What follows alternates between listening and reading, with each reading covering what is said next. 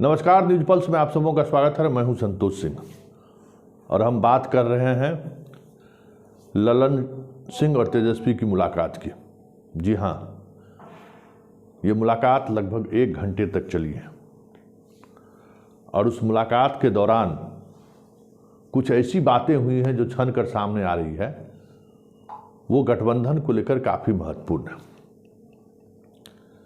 जिस मिजाज में ललन सिंह तेजस्वी से मिलने गए थे, ठीक उसके उलट तेजस्वी ने ललन सिंह को 2 टूक जवाब भी दे दिया है। जी हां, हाल के दिनों में जो बयानबाजी शुरू हुई है महागठबंधन के विधायकों के द्वारा, खास करके आरजेडी के विधायक और मंत्री के द्वारा, उसको लेकर जदयू असहज है। चाहे वो चंद्रशेखर का बयान हो, चाहे वो मंत्री जो जिन मंत्रियों का बयान अभी तक आया है उनका बयान हो, वो आलोक मेहता का बयान हो, सुरेंद्र यादव का बयान हो, थोड़ी असहजता जाहिर की है जदयू ने सार्वजनिक रूप से भी।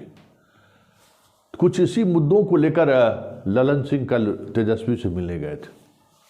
हालांकि उस मुद्दा में सबसे प्रमुखता से मुद्दा उनका था कि सुधाकर सिंह पर कब कार्रवाई हो रही है और ये जो बयानबाजी हो रही है वो बयानबाजी कब तक बंद होगी। इससे महागठबंधन कमज़ोर पड़ रहा है, या फिर जिस अंदाज में बयानबाजी हो रही है वो जदयू के मिजाज के विपरीत है, और तो ऐसे में गठबंधन असहज महसूस कर रही है। हालांकि सीधे सीधे तौर पर जो हमारे सूत्र हैं जो बता रहे हैं कि तेजस्वी ने उन तमाम बातों को इस अंदाज में खारिज किया कि ये जो कुछ भी होगा वो लालू जी तय करेंगे, क्योंकि इस गठबंधन को लालू जी और नीतीश जी ने मिलकर बनाया है।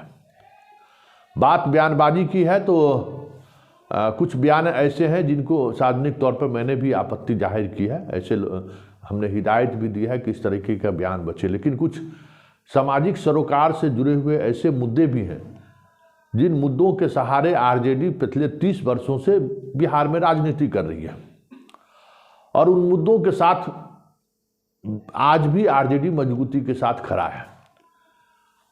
इस वजह से अगर जदयू को नुकसान हो रहा है तो इस पर सोचने की जरूरत है, क्योंकि उन्होंने यहाँ तक कहा कि हमारे साथ वामपंथी गठबंधन के भी साथी हैं, उनके भी कई ऐसे मुद्दे हैं जिन मुद्दों को लेकर सरकार सहज नहीं है, फिर भी हम लोग साथ हैं, बीच का रास्ता निकाल ही रहे हैं।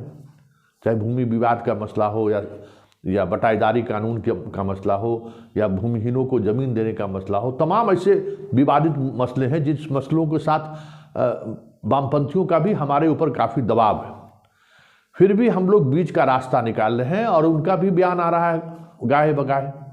तो बयानबाजी से असहज होने की जरूरत नहीं है। तेजस्वी ने ये जो बातें कही हैं कि बयानबाजी से असहज होने की जरूरत नहीं है, बयानबाजों से घबराने की जरूरत नहीं है। हम लोग जिस लक्ष्य के लिए एकजुट हुए हैं उस लक्ष्य को हमें पूरा करना है। मतलब महागठबंधन जिस उद्देश्य से बना है उस उद्देश्य से हम नहीं भटके, ये मेरा लक्ष्य रहना चाहिए। तो कहीं न कहीं तेजस्वी ने इशारों में उन बातों को भी सामने ला कर रख दिया है जो चर्चा सरेआम हो रही है कि गठबंधन से कहीं बाहर तो नहीं जाने को सोच रही है जदयू।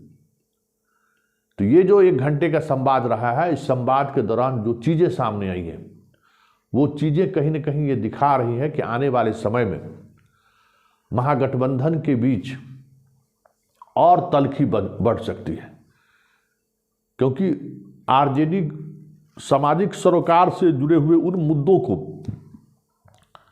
सार्वजनिक मंच से लाने से परहेज करने को तैयार नहीं है जिस मुद्दों के सहारे लालू बिहार की राजनीति करते रहे।